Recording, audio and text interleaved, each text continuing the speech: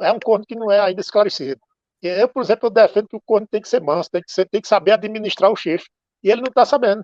Principalmente um chifre tão antigo, que ele já deve ter tido outros depois desse primeiro, né? Mas ele continua remoendo em cima desse primeiro chifre, o que é ruim para ele. Inclusive, vai ser motivo da queda dele brevemente. Pode anotar o que eu digo.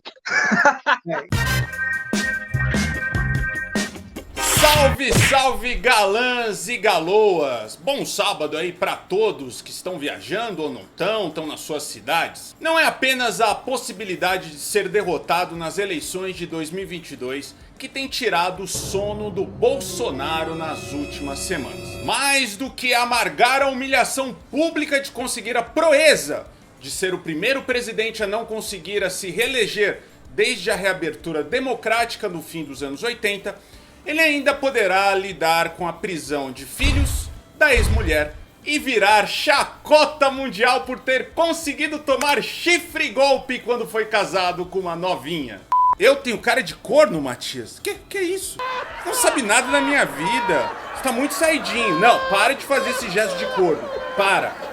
Segundo investigações, quebras de sigilo e denúncias recentes, estão envolvidos em rolos com a justiça o senador Flávio Bolsonaro, rachadinha, Copenhague, Willy Wonka, né, desmaio, conhecido também pela incontinência anal durante debates e por colecionar imóveis de alto padrão. Ele pode ser implicado num esquema de peculato na época em que era deputado estadual no Rio de Janeiro. Já o Carluxo teve a quebra de sigilos bancários e fiscais quebrados, o que pode revelar que, ao contrário do que dizem as más línguas, ele gosta de rachadinha sim. O Tribunal de Contas do Rio de Janeiro apura se o 02 contratava funcionários fantasmas no gabinete parlamentar e ficava com a maior parte da grana.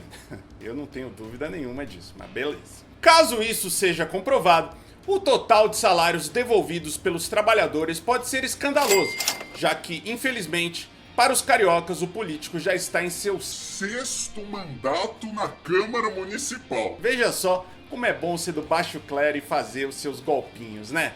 A investigação foi aberta em julho de 2019, mas agora ainda alia elementos que podem aprofundar ainda mais a crise na família. Além da quebra de sigilos, um ex-funcionário do gabinete de Flávio resolveu denunciar que a Ana Cristina Vale, ex do presidente Jair Bolsonaro e mãe do Jair Renan, era quem organizava o esquema nos gabinetes de Carlos e Flávio, enquanto pulava a cerca com um bombeiro.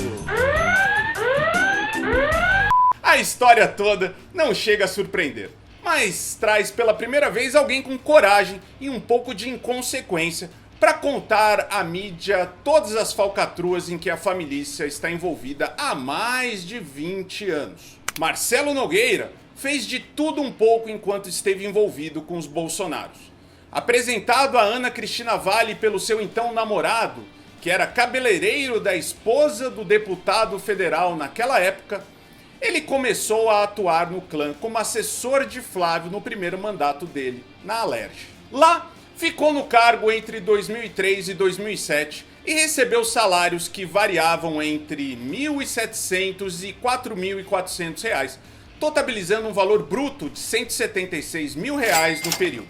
Nada mal para o poder de compra do real na época, se não fosse um detalhe. Assim como quase todos os funcionários de Flávio, ele era obrigado a devolver 80% do que recebia, incluindo vale-refeição, férias, 13º e restituição do imposto de renda. Uma rachadinha opressora. Em entrevista ao colunista Guilherme Amado, do jornal Metrópolis, Marcelo contou que essa prática era comum e que a operadora do esquema nos gabinetes de Carlos e Flávio era Ana Cristina, que recebia o dinheiro vivo em mãos. A grana, segundo Marcelo, era utilizada para ostentar uma vida de riqueza. Ana comprava muitas joias na época, mas também investia em ações e principalmente na compra de imóveis à vista com pagamento em espécie, os quais eram registrados no nome dela e de Bolsonaro. Quando Ana e Jair se separaram, Marcelo deixou a atuação no gabinete e virou uma espécie de babá de Jair Renan, o 04, na época com 9 aninhos de idade. Quem pediu para que ele trabalhasse assim foi o próprio Bolsonaro, que agora sabemos que não é homofóbico, pois tem até amigos de confiança que são gays, né? Quando Ana se mudou para a Noruega e se casou com um homem daquele país, Marcelo ficou por aqui, mas mesmo assim ainda foi visitar a amiga e patroa. Porém, Ana retornou em 2014 e chamou Marcelo novamente para trabalhar com ela, dessa vez como empregado doméstico, mas sempre sem registrá-lo em carteira e pagando o que ela achava que o homem merecia. Prática típica da classe média brasileira, que quase teve uma síncope coletiva quando a Dilma regularizou a situação trabalhista das empregadas domésticas. Mesmo assim, ele morou com Ana em Resende e chegou até mesmo a acompanhá-la na mudança para Brasília, depois que Bolsonaro se elegeu presidente e ela ganhou um cargo como assessora da deputada federal Celina Leão, do PP do DF. A mamata nunca acaba, né? Impressionante. Nessa nova ocupação profissional, conquistada apenas por méritos, claro, Ana Cristina ganha R$6.000, mas inacreditavelmente consegue morar em uma casa no Lago Sul em que o aluguel estaria cotado em R$15.000.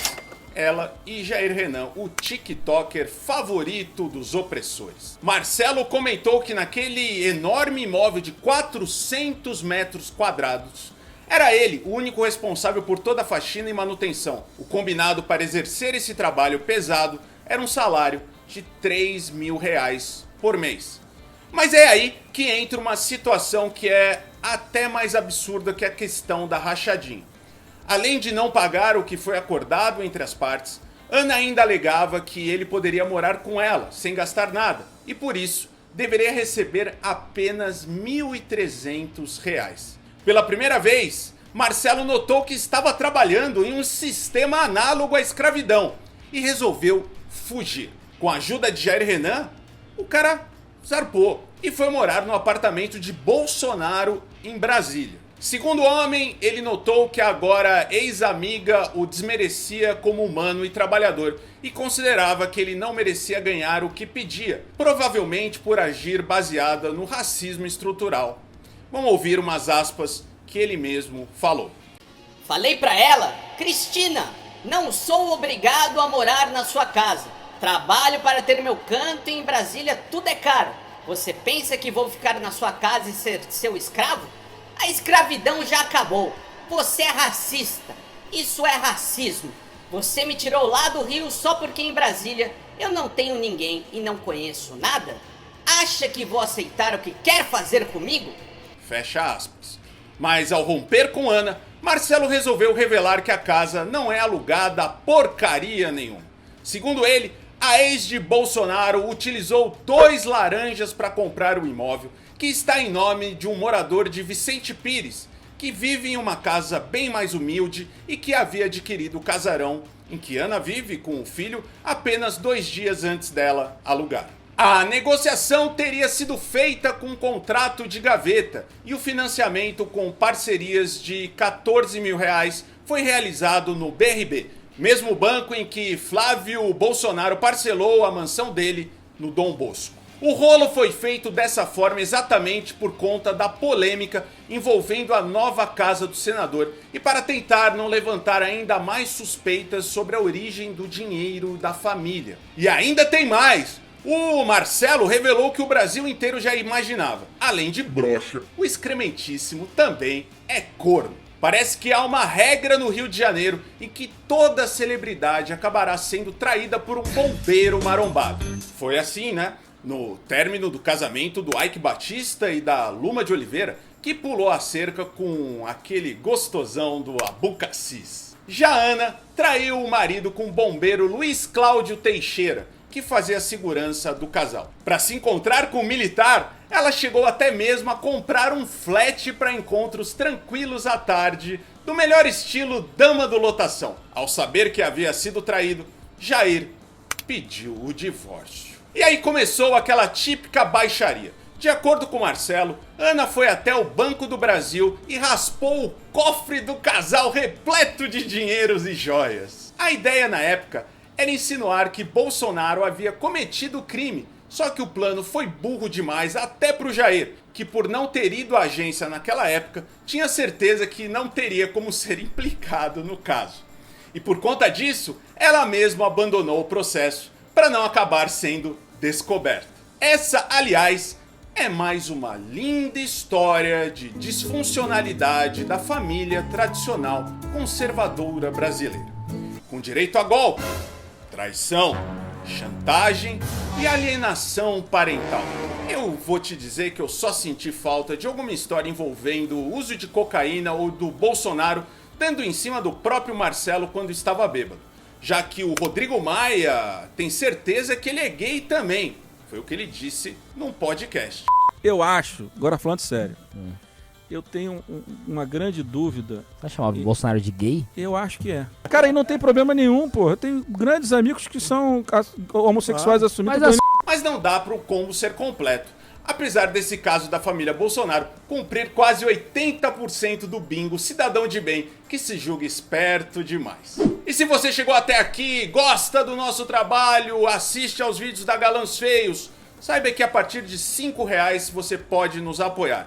É baratinho, a partir de R$5 aqui no nosso Apoia-se, que é a plataforma que nos tira a menor porcentagem, apenas 13%, você pode fazer uma colaboração mensal, que é super importante para a gente manter o nosso trabalho diário.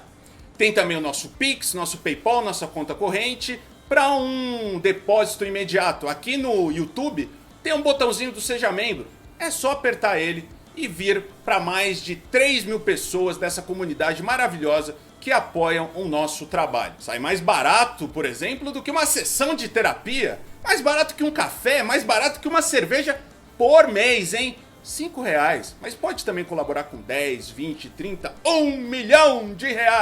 Nos siga também nas outras redes sociais, Instagram, Twitter e Facebook. E se você é um desses ainda, que achava que o Bolsonaro era incomível, imexível, imorrível e cornível, eu só tenho uma coisa pra te dizer: não passarão.